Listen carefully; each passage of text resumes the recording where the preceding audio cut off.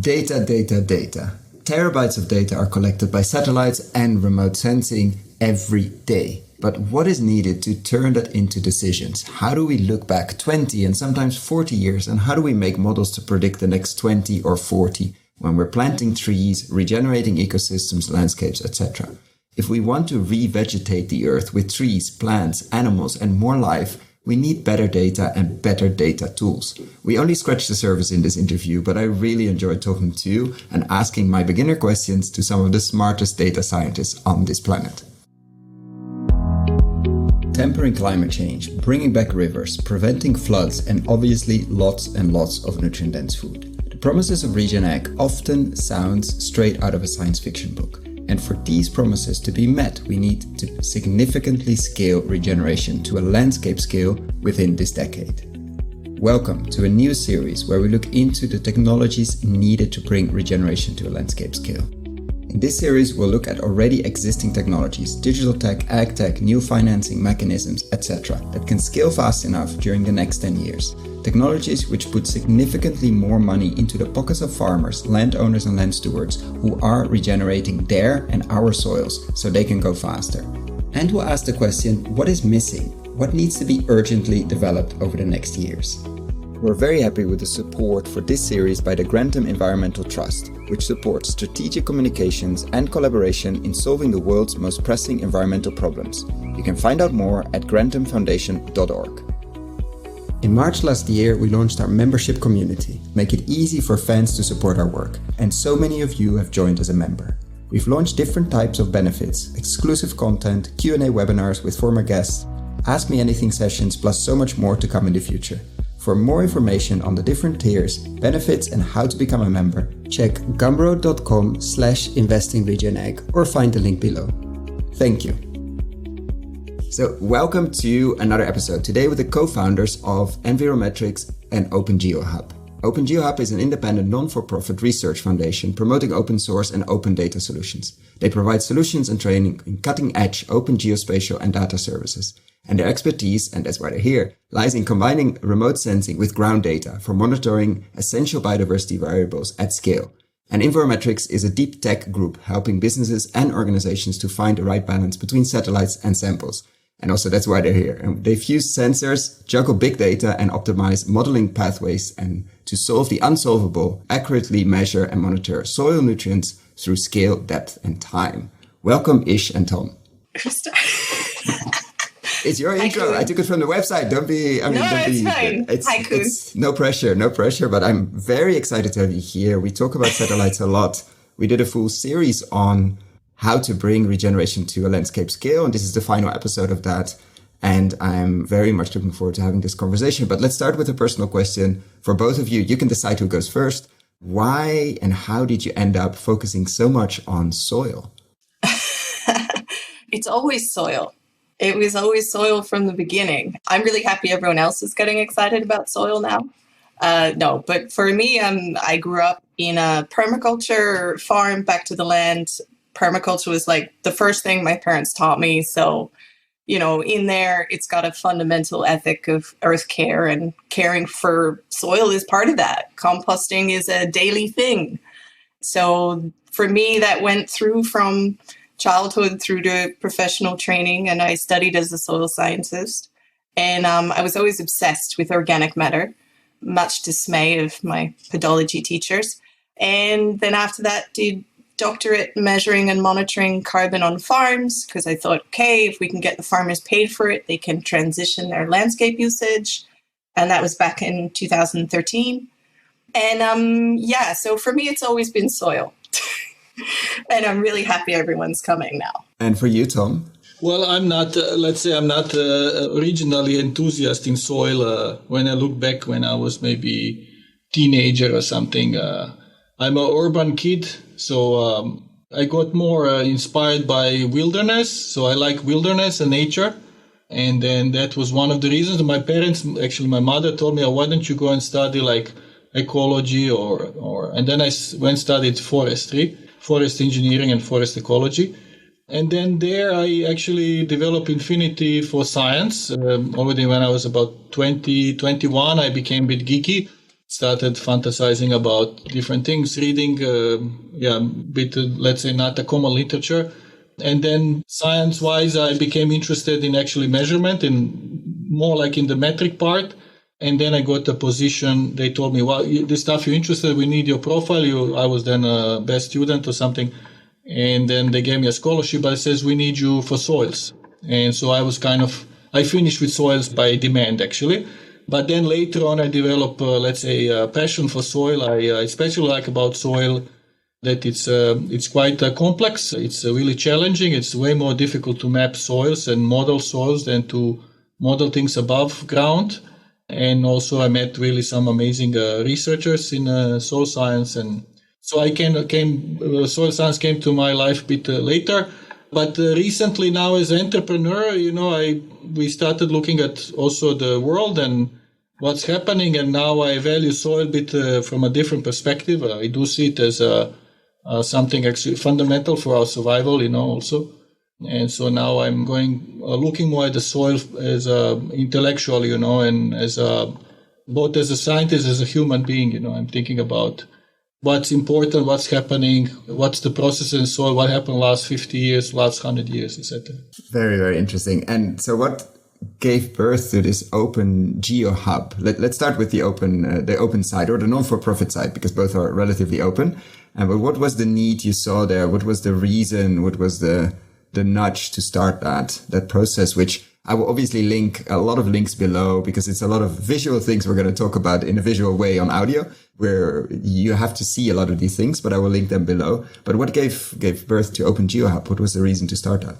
Well, I started flirting with the open source and the geeks in open source way back in 2002, 2003, and then in 2008, I think, 2007, we did some summer school because I started doing things and some people asked me, hey, can you run a course for PhD students? And then that was in Italy still. And then we went to south of Naples and we did a little summer school and it kind of felt good. And I noticed in education that because the commercial companies, they have much stronger marketing campaigns. And so if you buy a computer, you will get a Microsoft Windows on your machine. And it's a bit tricky, to get everyone to use Windows. I think Bill Gates did very good there. But then you start looking, open source. And then I fell in love a bit in it. And then we started doing the summer school. So already, I think 12 years it was running and it became something very natural and a lot of enthusiasm was around. What were you teaching? What was the summer school about? What was happening at the summer school? We wanted to promote, the open source and sharing culture. Basically, it's about sharing culture and it's about collaboration, sharing culture. It's open source, not about free software. I mean, everybody who goes for it for that reason is missing the point.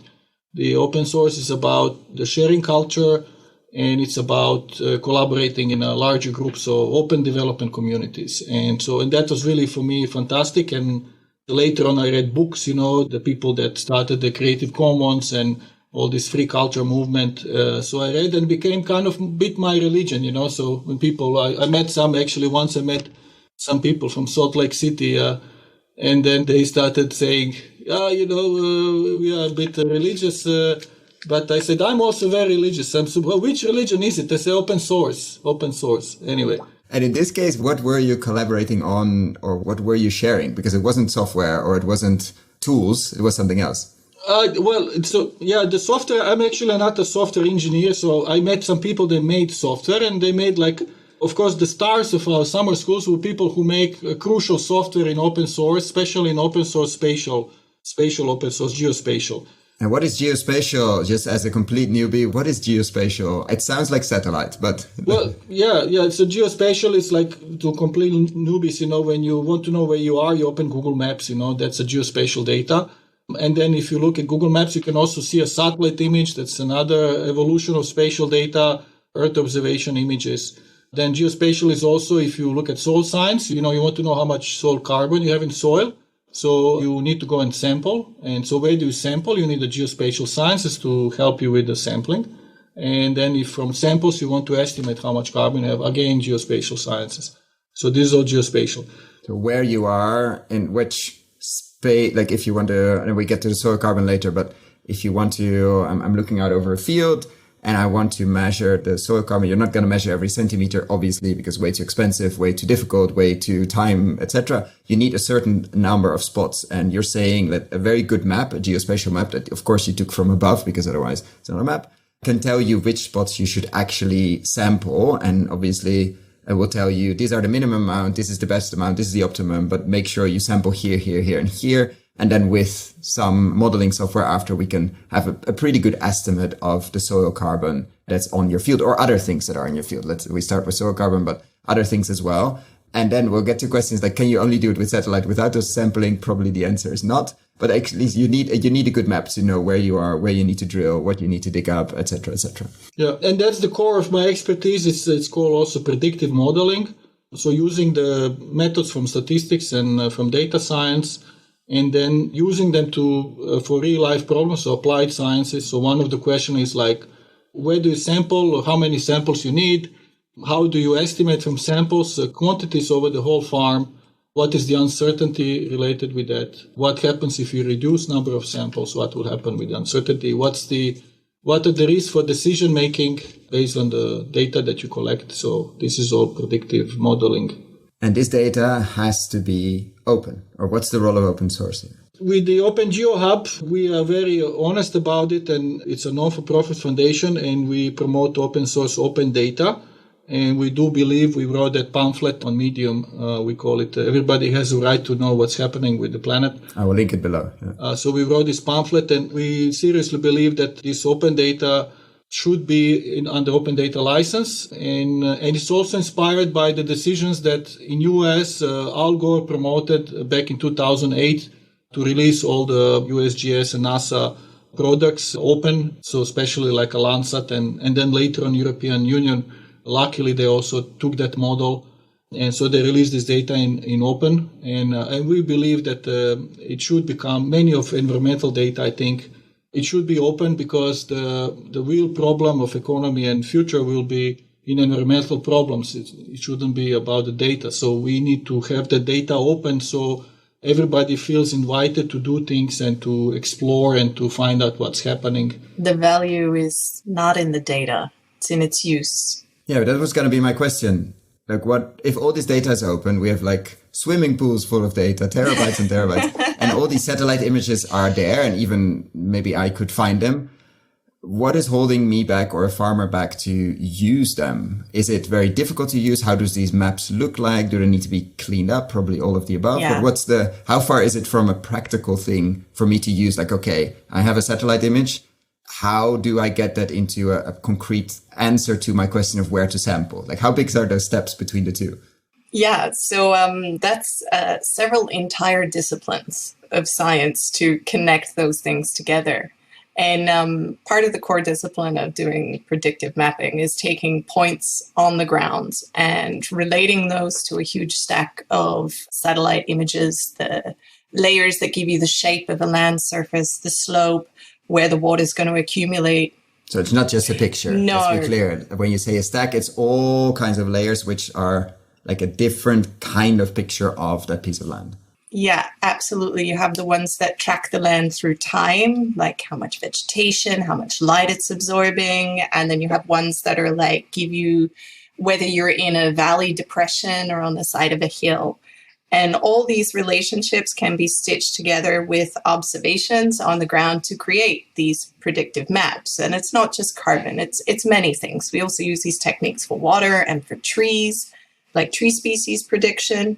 So one of our PhDs is doing also land cover classification through time. Another one of the PhDs is doing. So it's actually quite a flexible framework. And it's really exciting because I think like people are locking data, they're locking information, right? You have to come to them to get your answer. And we think also in the satellite space, as all this data, as you mentioned, Tom, is open, because most of the satellites are, let's say, run by government organizations that now have, like the European Union and NASA, have released that. So everybody's building on top of that, but then they're still locking it, or how does that work?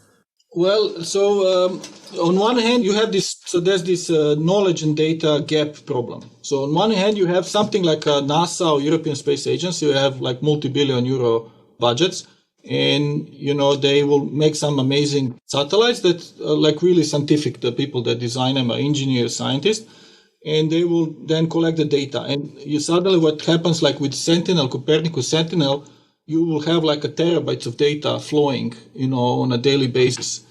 And so the data is really exploding. And so there's this famous plot that shows the professional knowledge we have now going through the time that doesn't go exponentially. So we have this professional knowledge, which is kind of stagnating, and you have this exponential growth of data. And this is called this data gap. And so what happened is that we are in a danger of generating like super useful data that we are not able to extract information, right? Because the information has multiple levels. They always said that. So for example, there's the raw data. That's the first thing that the satellite takes, the first image. Then this image gets processed to remove artifacts and do corrections, And then you finish with something which is, let's say, still like a processed product, but it's not ready to do any decisions.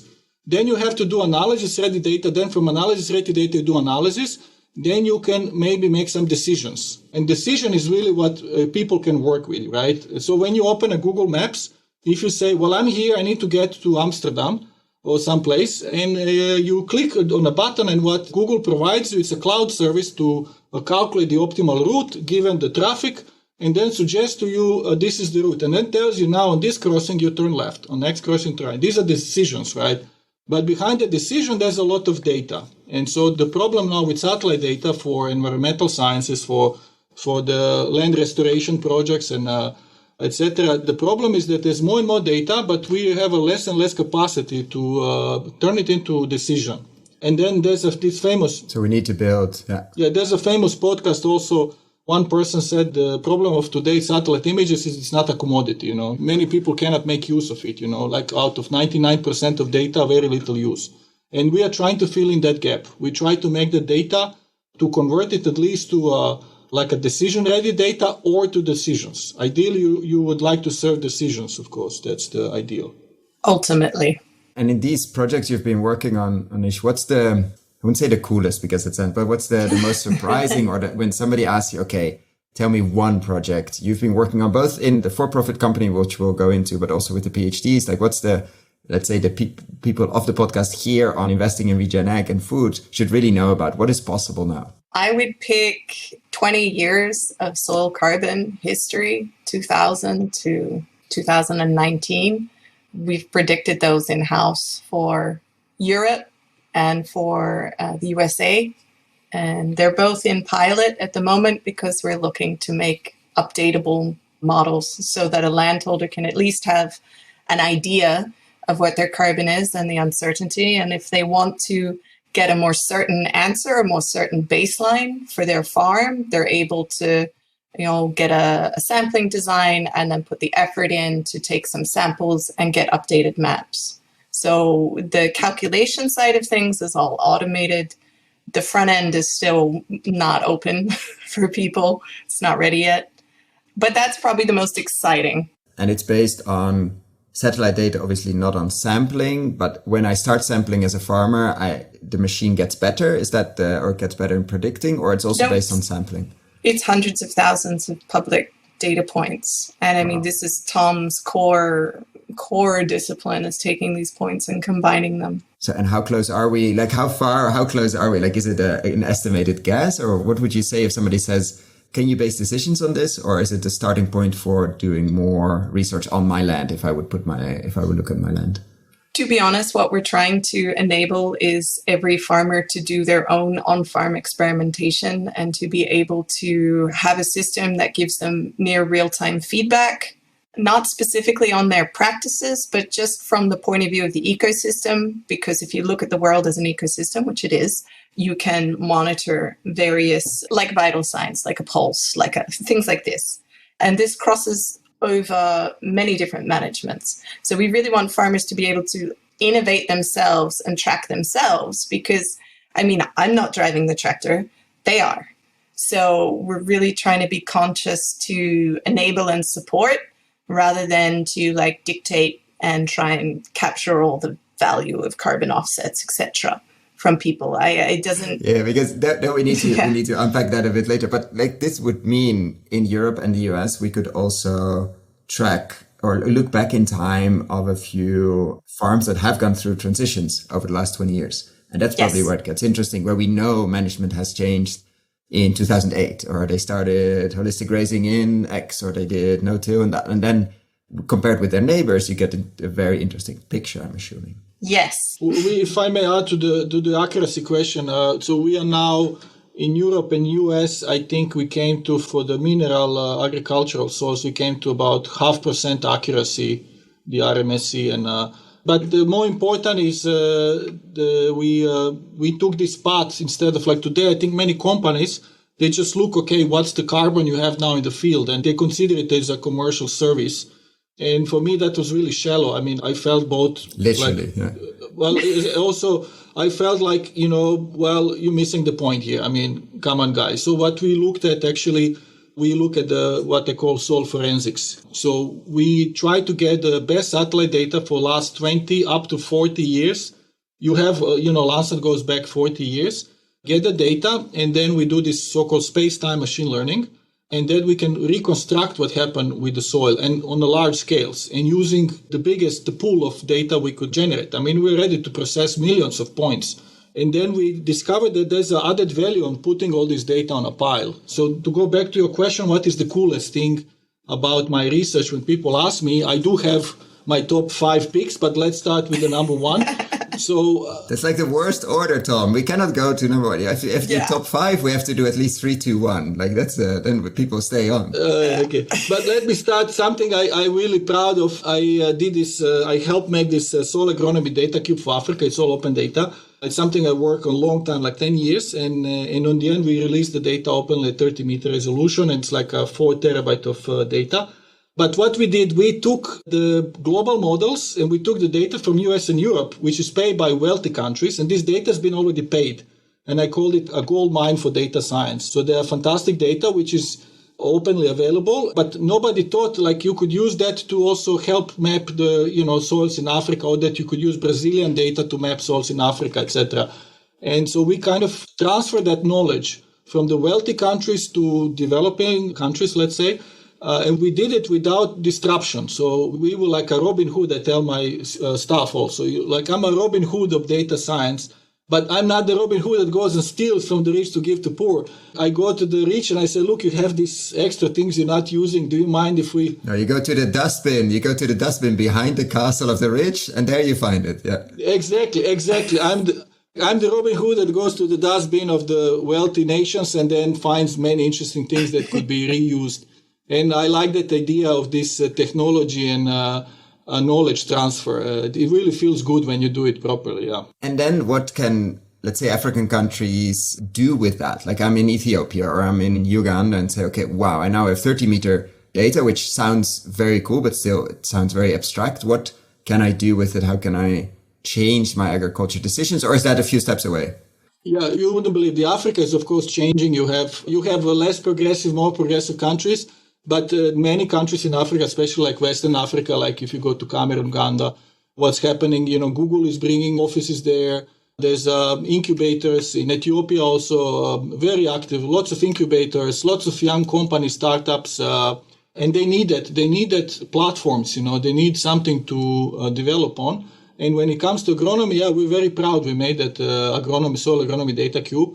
It's not perfect. I mean, it could be always better, but, we are proud that we put it open and we just enable it for everyone to create a platform. It's a field scale, 30-meter resolution. You pick up even small scale farmers. They can see inside their farm where they have a nutrient problems, which are the nutrient problems, anything about soils. They could estimate using some simple formulas. You can estimate the fertilizer requirement. They could see what are the limiting factors, what do they have to focus on. Also for the regional planning offices, agriculture extension, they can all use their data. They don't have to wait until their national systems reduce or reproduce something like that. We even made magic. We made maps of countries without having any points in these countries.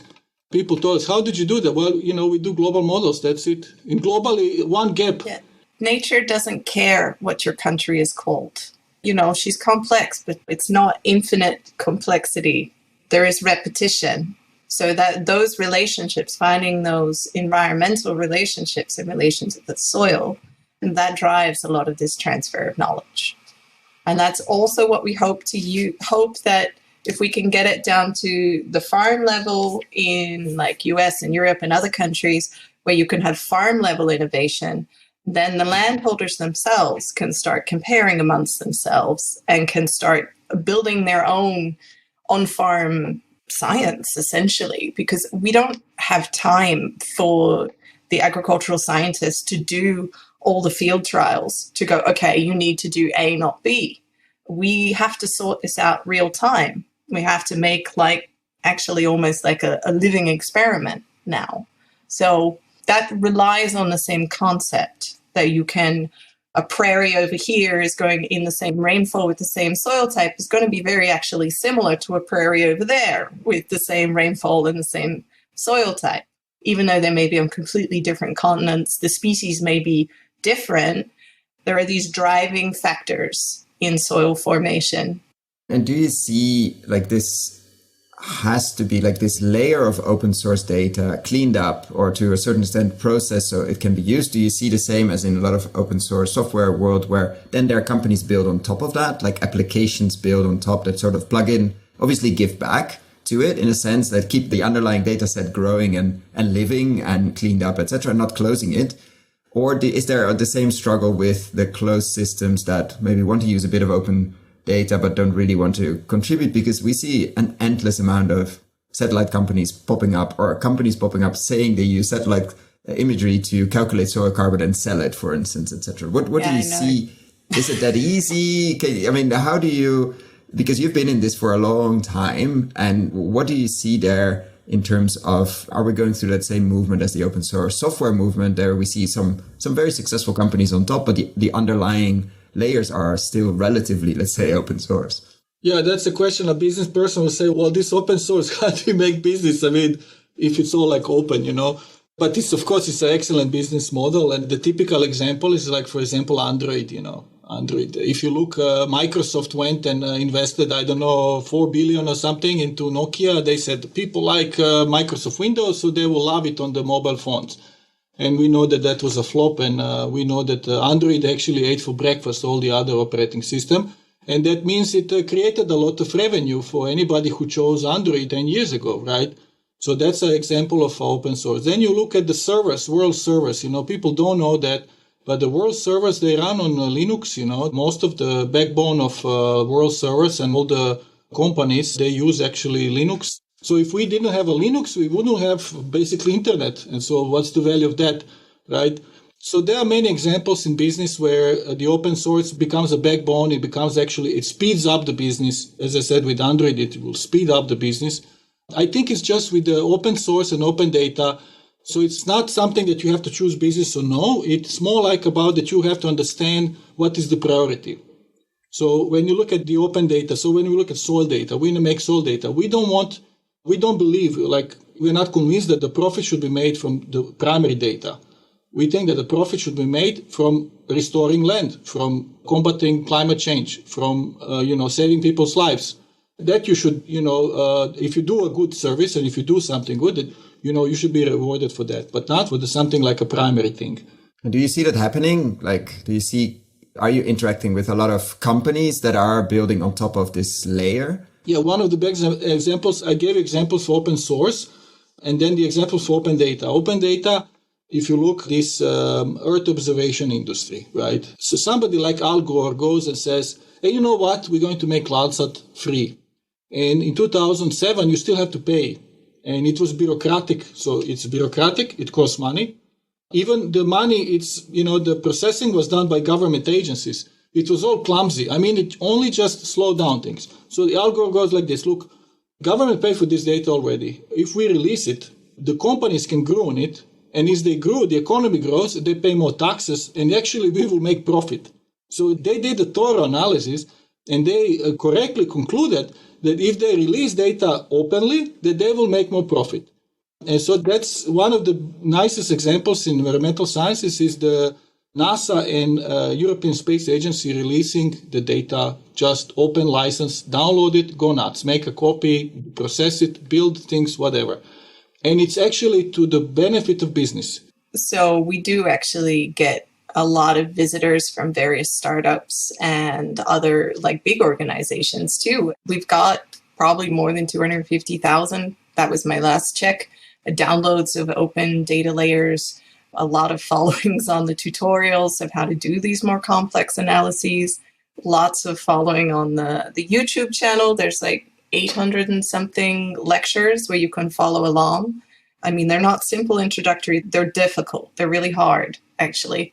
So we seem to be fairly popular as Open Geohub with many startups, and good, because this has to be an enormous industry with many different businesses. It can't just, we won't succeed if it's just one business trying to eat everything and own all the things. So we could say that Al Gore had a bigger impact potentially on regeneration, restoration, and sustainability by opening up this data than his Inconvenient Truth and Generation Management, his big investment firm. Yeah, that's interesting. It's possible. Probably. We wrote in that pamphlet, we exactly when we wrote, like, everybody has a right to know what's happening in the world.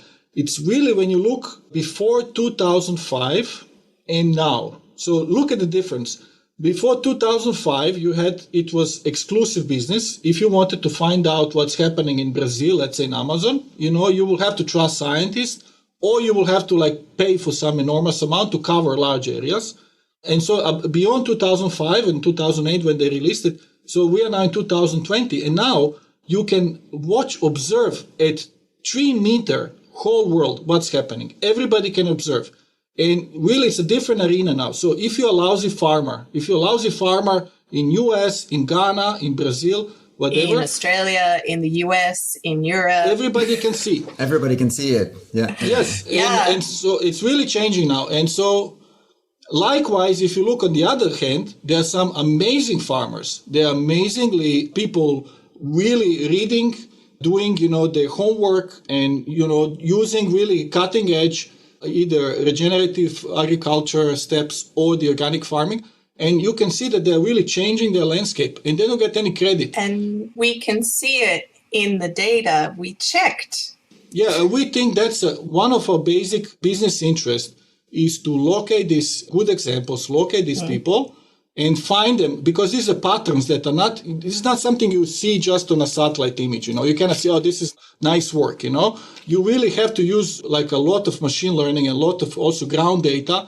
And then you have to analyze 40 years because, you cannot be a good farmer 1 year. You have to be a good farmer 30 years. And then you have to connect it to the farmer's knowledge. Yes. That's the piece, the critical part of this whole thing is that it's a false idea to think you could replace a landholder or someone who is stewarding a piece of land, especially the successful places, right? It's the farmer, what is the saying? The farmer's shadow is the best fertilizer. And it's true. So that's why we were just going, okay, can we actually find the places that are supposed to have gone through a regenerative cycle already? And can we show them these signals and these graphs and go, can you explain what happened here? Because us looking at it, we don't know the history of a site.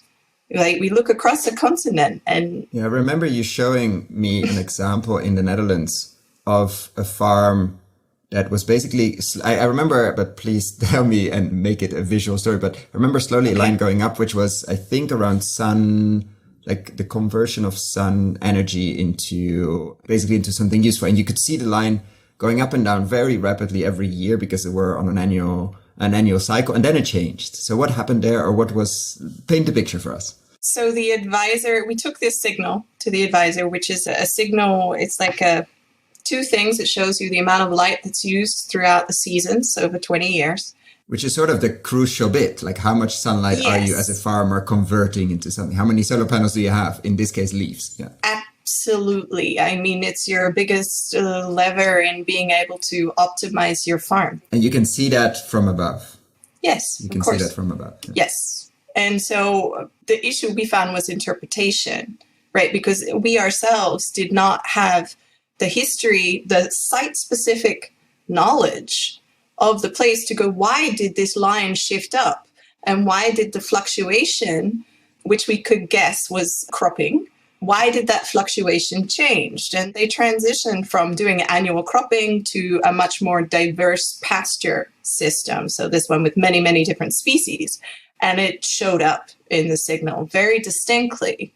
But we didn't know that until we took it to the advisor and hunted out who it was, took it to the advisor and went, can you explain it to us, please? And what did he say, or she? Yeah. Well, he said, well, in this year, it was like 2008 or 9, we so-and-so bought the farm and I advised to help transition. This farm was very rundown, thin, sandy soils, and to transition to a regenerative dairying system. So, you can argue whether the emissions from the cattle discount the sequestration in the soil, et cetera, et cetera. That's another argument. But the point is that you can transition a farm and we can see it from space. But if it's only us looking, we can't distinguish what is what, right? We can't distinguish why. We can see something's changed, but we have no way to go, why did that change? And that's the critical part of on-farm experimentation that we really like to join with these signals. Because I don't think it's actually for us to interpret those signals. I think it's for the people on the landscape doing that job to interpret those signals and to see, how to shift them. And does it respond? I mean, it's what I would like to do, right? If I was farming, that's what are the numbers I would like? What are the kind of signals I would like to see? And then would it be possible to train the machine learning basically to find these spots around the world where maybe the biggest transition has taken place over the last 20 to 40 years? Or do you have to look specifically at, okay, we go to Gabe Brown's farm or we go to this indigenous tribe in this place? And because then I wouldn't say we can do a competition, but we can definitely see okay, where has it happened? And then ask the question, obviously locally, why? And then repeat. So with machine learning, I mean, it's heavily dependent on the training data, right? The machine learning, it's no magic stick. So the key is to have the highest quality training data that you can then correlate it with satellite images or changing climate or changing land use. And if you find that correlation, then it's a bingo. So it's really, at the moment, most of machine learning is basically, it's like a data mining, looking for correlations, right? And if you find that correlation, it's a bingo. It means that you can apply that correlation on places where you don't have any samples. You can even extrapolate, etc. But there's another side which is focused not on machine learning, but on modeling processes. So understanding the processes and simulating processes. So that's more like the people that are more background in physics and geophysics. And so what we are interested in also as a company is a hybrid between the two. So that we both become good in modeling processes. For processes, by the way, you could do it also without any point data, training data. So if you do this as a farmer, if you do this and this, we think that's highly likely this and this would happen. Yeah, in very simple terms, like if your farmer says, look, I'm putting so much fertilizer, it's so much tons, and now calculate what will happen with that in 5 years, and you have formulas for, so the formulas, they calculate iteratively, step by step, what happens almost every day. And then you have all these processes, the physical processes, you calculate, okay, this is in 5 years. Yes, but we don't have time to do all of the scientific field studies on the new regenerative methods that are coming to light to get all those numbers, to train all those process models to give us the response. So we're in this middle space where we kind of have the models that have been trained on long-term field trials. They do give us an idea,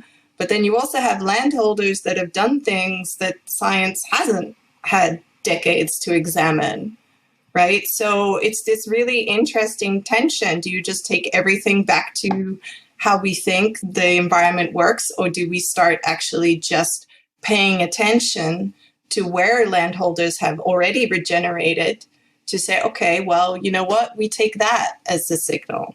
So I don't want to say one is better than the other. They're different, but they can be combined. One is definitely faster. Well, one is definitely faster, but I would love to look at Gabe Brown's wrench. I don't know where it is, actually. We can find it, yeah. And there are some others. That's what I'm thinking, especially I'm thinking Ernest Goetsch, for instance, in tropical agroforestry. And a few of these extreme examples of we've seen at least we've seen from the imaging, like from the drone imaging, etc., 30 years explosion, 20 years explosion of life, etc. And that would be very interesting to see. But at the same time, I'm wondering, taking one step back, you mentioned our company, Tom and Anish as well. Like, what if you are working in this open data side of things and you're hoping others are building companies on top and are taking this data to make these decisions? What made you decide to actually set up a for-profit company to be in that space as well? So for me, it's very natural, for example, to think like, I wish that we just do not-for-profit. I mean, to be honest with you, I wish, because there would be others doing. Yeah. Well, when we started the company, I had one consultant, financial consultant, and I come as a scientist, total geek. I never thought about any business or anything. And total obsession with my field, and a bit of also ego, trying to publish myself, whatever. Which worked out, by the way. You're very published, let's say, yeah. Yeah, but this advisor said, well, what do you want to do? And then I'm like, wow, I don't know. I have to think. So I had some deep reflection. And then I wrote the list of things that I find important. And I boiled it down to maybe like a list of 10 things. And one of the things, for example, I would like to increase the education of people. I notice, I have all this education. I have like 20 years of top education, and most of people don't get opportunities. So I thought, well, I want to help people get, like, not my level education, but get in that direction. Then I also put like the climate change. I'm really thinking about that now. I saw that movie also, the Don't Look Up. It's really disturbing movie. And I realized actually this is no joke. I mean, we have children and we have to take that seriously. It's really no joke, this climate change. And it's going to be a horrible world. If we don't do anything in 20 years, and I bet you there are children, they're going to look at us and say, what the hell were you doing? What did you do to our lives, And so this is the list of things I listed. I'm not going to go all the 10. So then I listed that, and then the guy says, well, it looks like really ambitious, So as he said, you need to set up at least 2 companies. So I do feel like sometimes a bit, I understand Elon Musk that he has like 15 companies. So I fully understand it. So, and I said, so let's set up if we want to do non-for-profit, let's have a non-for-profit. But if somebody comes and they're interested in business, we are also interested in business. But obviously it's a different stream, Because capitalism is a really strong engine. And I feel like I come from this regenerative movement for my whole life, long time. I'm almost 40. And I feel like probably many of my compatriots will disown me for saying this. But I think really only with the capitalistic engine are we going to have a chance of taking industrial society forward. I think only with moving that much money and capital and effort and attention into ecosystem services and using that drive to money to transform the whole economic system, then I go, okay, I think we have a chance. Maybe. Just there. Because otherwise we all go back to the hills. It's a bit more complicated, Ichsani, than that because...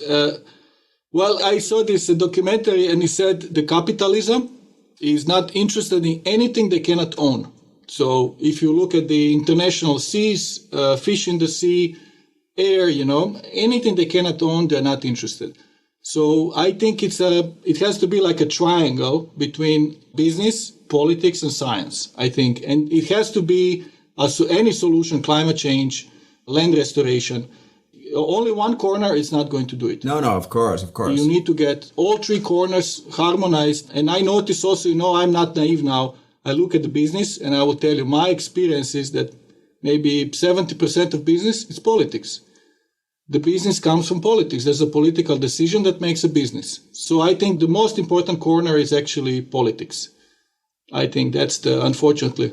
But to change politics, we need to change business. I mean, it's a feedback loop that feeds itself. Why are we in bed with most input companies? It's because they have the politics on their side. Why is the gap in Europe not changing? I mean, there's some very interesting lobby activities because the other lobby activities are a lot stronger. The same in the US with the Farm Bill, the same in Brazil to a certain extent, and the same in many other countries. But when you see examples, there's a few regions in India that stopped subsidizing fertilizer and put all the money into training of farmers, and suddenly a whole region transforms. So there's But we need the strong examples because I Yes. agree, Ish, that one of the strongest organizational forms we have is a company. Probably the other one is the social movement.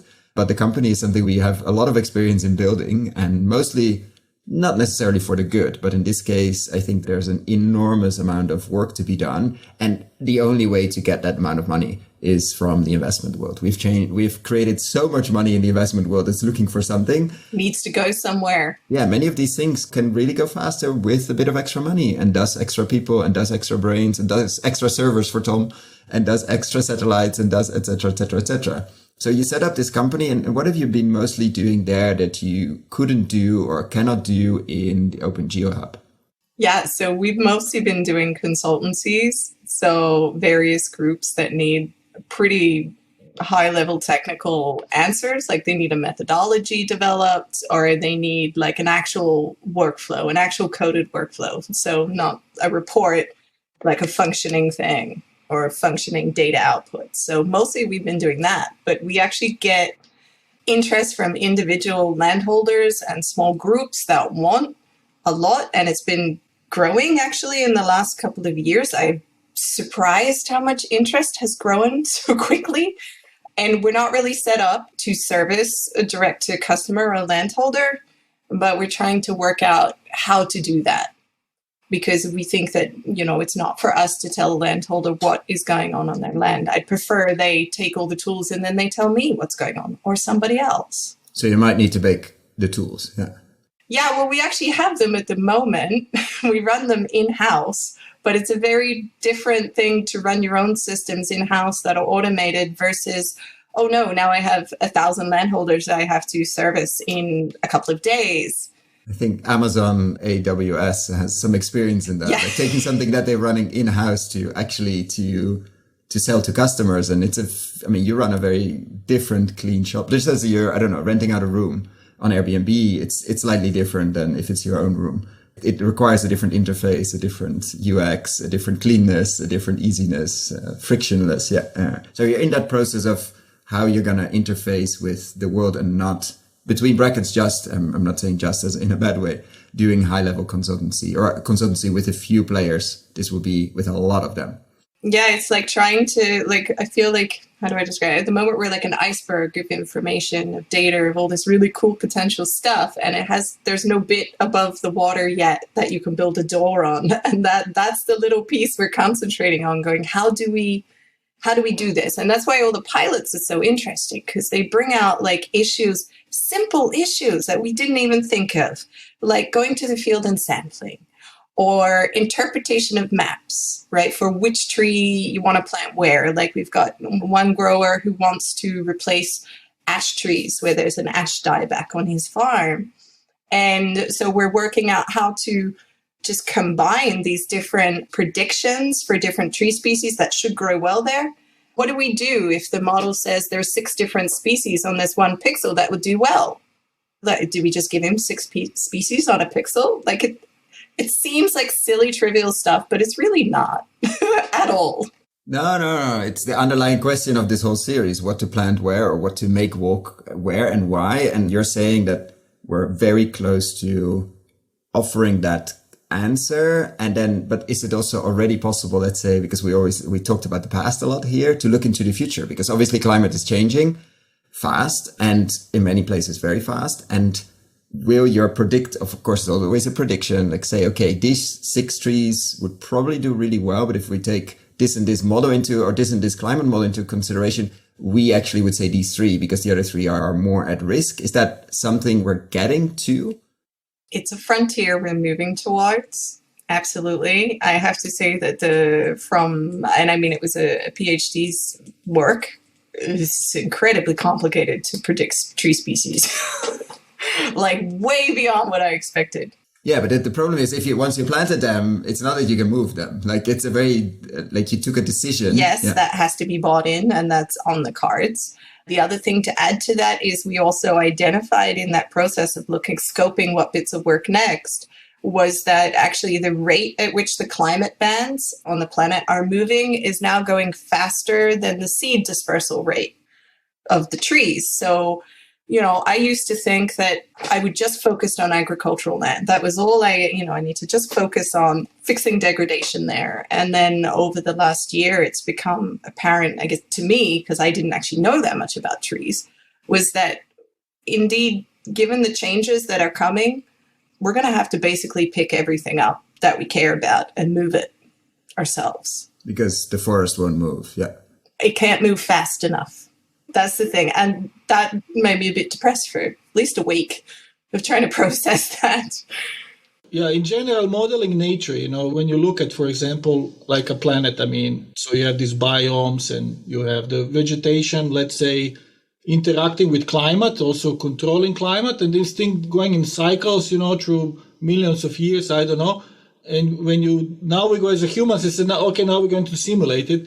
And you realize actually it's very complex. It's like yeah, just the word you said there, like the vegetation controlling the climate already is probably is such it's a hopeful message, I would say, but also a very complex one. How do you model that? Like we don't really know, and it might be a follow-up series we're going to do. It's to look at, can we change the climate locally with vegetation?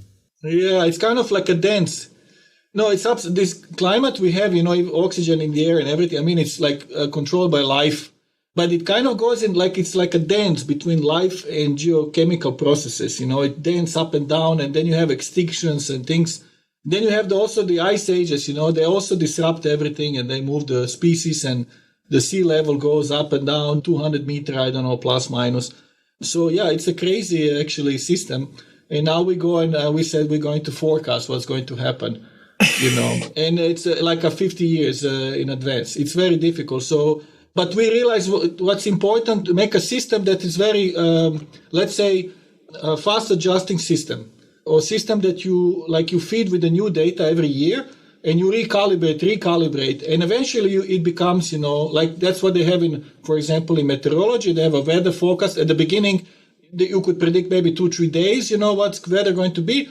Now they can go maybe 2 weeks, And eventually they can also see there are some La Nina, El Nino effects, and then they predict next year, this could happen, it could be a dry year, etc. So we're slowly getting into predicting a bit further and further. So changing the local climate or the local weather in relation to the health of your soil, of the plant species you have there.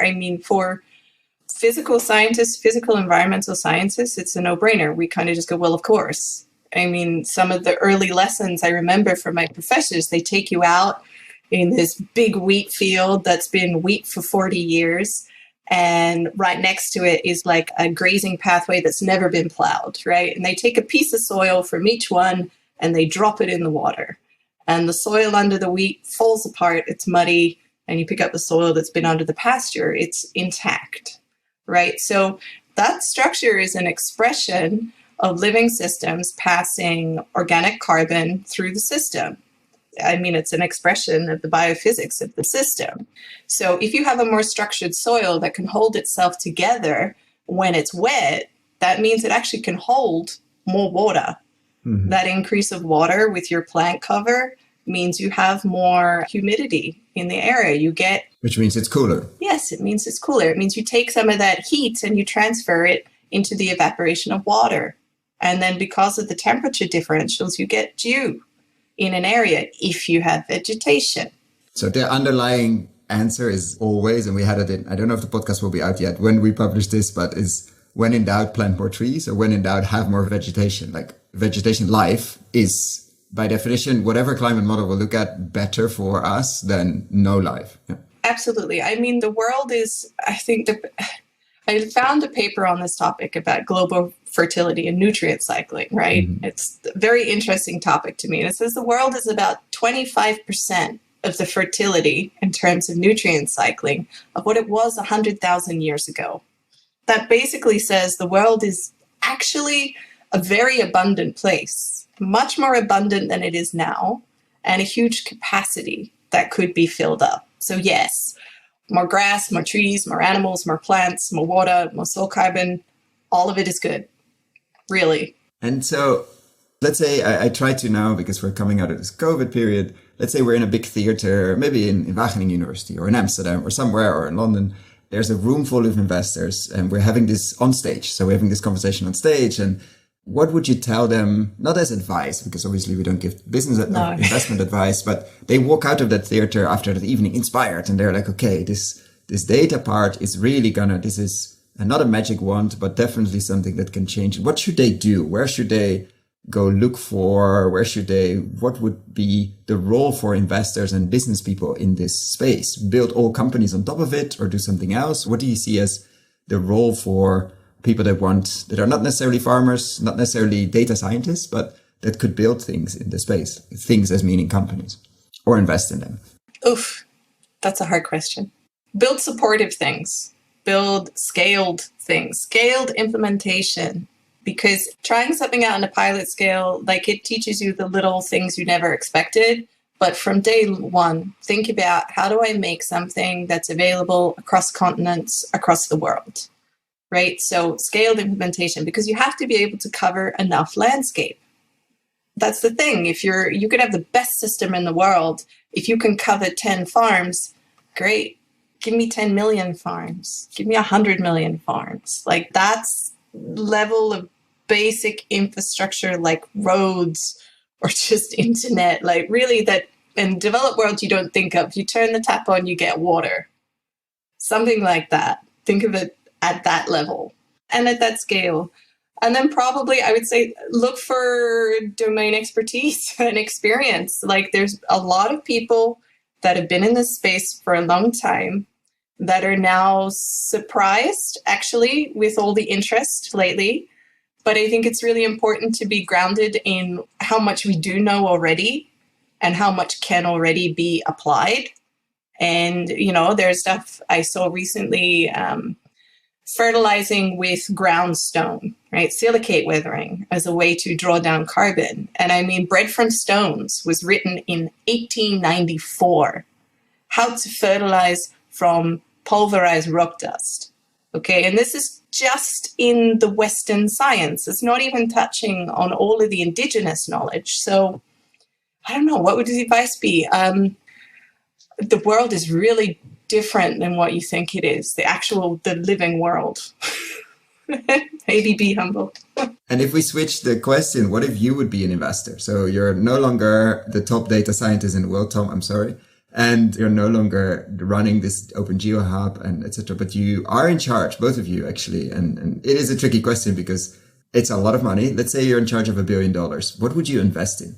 Literally, this could be very long-term investments, but it has to come back at some point. And not necessarily through tax increase or through increased taxes. But what would it be if you had to put money to work? What would it be? Would it be a lot of pilot farms? Would it be launching your own satellite? Probably not. What would you build? What would you invest in? I think, as a data scientist, of course, I'm biased. I see the data as like a golden resource, And so there's a lot of data, The problem is this data gap. So I look at, for example, DeepMind, a Google company, and they are amazing people there, and they have computing capacity. They have a budget, I don't know, 50 million a year. I don't know the number, I'm just guessing, So they have all these resources to play games, more or less, right?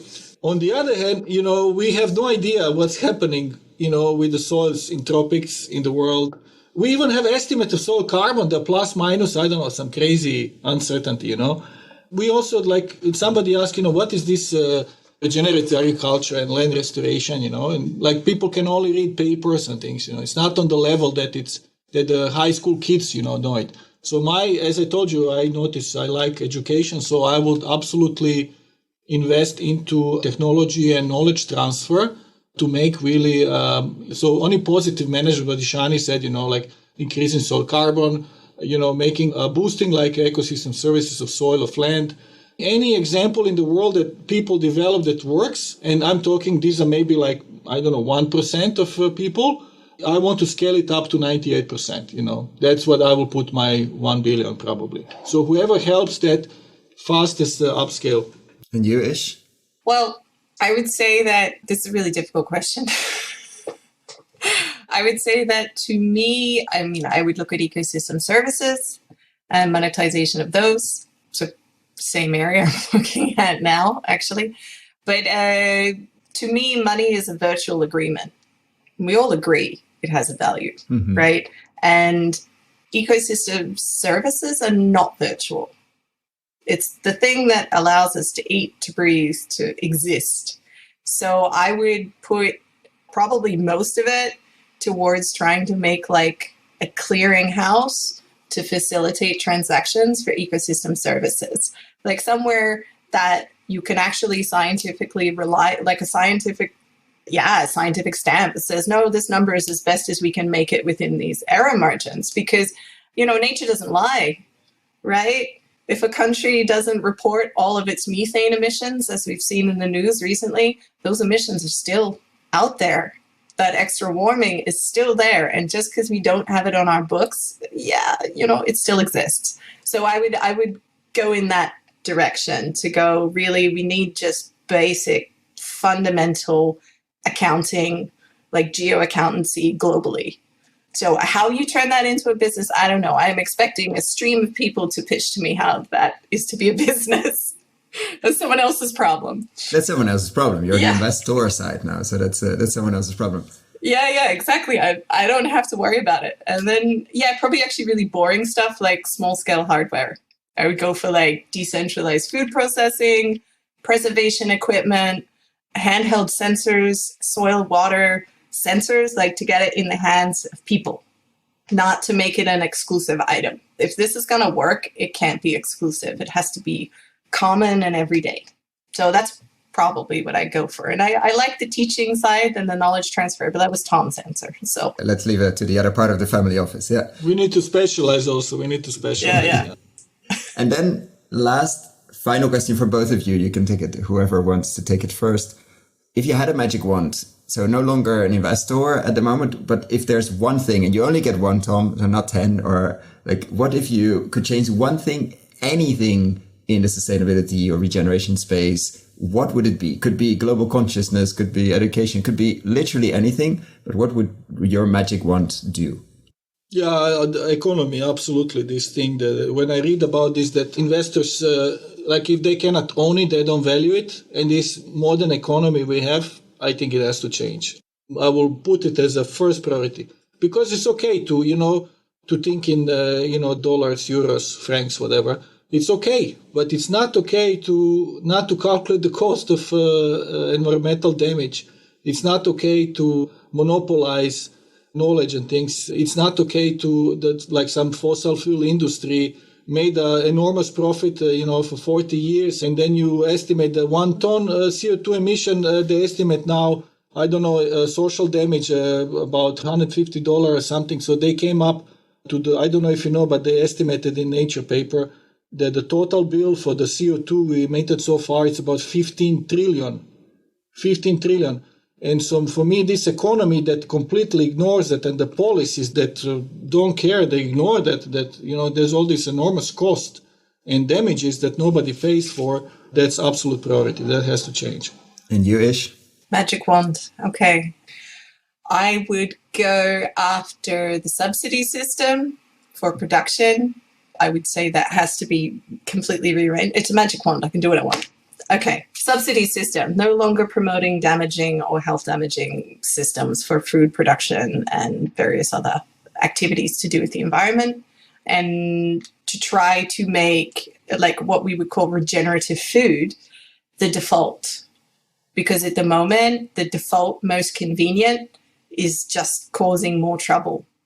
And the argument is used that it needs to be cheap for people to, it has to be cheap. Otherwise, people will go hungry. We spend so little of our income on the West for our food. I don't buy that argument. So I'd go for the subsidies to change them. And then I would make regenerative food the default option, right? That in the supermarket. So I don't have to think about it anymore. I mean, the subsidies make it the cheapness. And obviously the subsidies come from the policy side of things. Yeah, I know. That's why I put them together. And that's why it's my magic wand answer, because it's such a big and powerful outcome of so many lobbies. I need a magic wand. Absolutely. Yeah. And if I can take the stick back just the last round. Oh! There we go. Yeah. The greenwashing, it's horrible. It's I don't know. We need more sanctions. It has to be more serious. This greenwashing, I saw it's happening. It will be more and more manipulation, fakes, and that's also enormous damage because they create this illusion. Yeah, that's how you do it. You just, you buy some carbon credits so you can continue doing what you want. You take some nature science. You say, oh, this guy says you plant 1 trillion trees so we can continue emitting, it will solve the problem. So we need to stop the greenwashing and anybody manipulating it. It has to be in legislation, has to be more serious, the same way as human rights or something. I think that this greenwashing should be at that level, that it goes that people can sue, organizations and companies. So anyway, I give back the magic stick. We don't want to waste the window that we have. You did say magic wands. Thank you both so much for sharing your time today and sharing your knowledge, obviously, and unpacking a few of the very almost magical things you guys have been doing. And I really hope to be checking in soon again to see what you've been building, what you've been uncovering, and what you've been building on top of open data. Thanks for having us. Good fun. Thank you for the invitation. Yeah. If you found the Investing in Regenerative Agriculture and Food podcast valuable, there are a few simple ways you can use to support it. Number 1, rate and review the podcast on your podcast app. That's the best way for other listeners to find the podcast, and it only takes a few seconds. Number 2, share this podcast on social media or email it to your friends and colleagues. Number 3, if this podcast has been of value to you and if you have the means, please join my membership community to help grow this platform and allow me to take it further.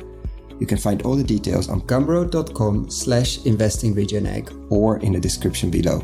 Thank you so much and see you at the next podcast.